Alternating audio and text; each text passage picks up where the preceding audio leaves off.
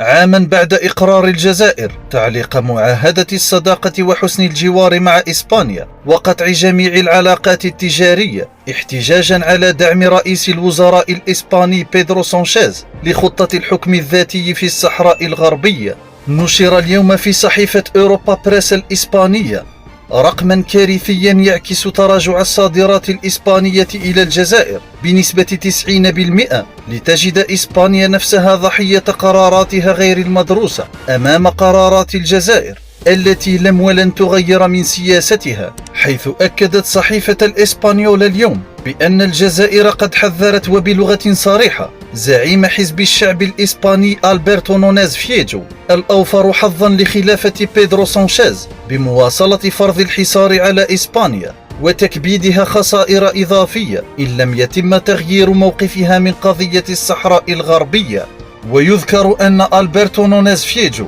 كان أول من ترجى الجزائر بعد فرضها عقوبات على إسبانيا بألا تجعل الشعب الإسباني يدفع ثمن سياسة سانشيز والتي وصفها بالارتجالية.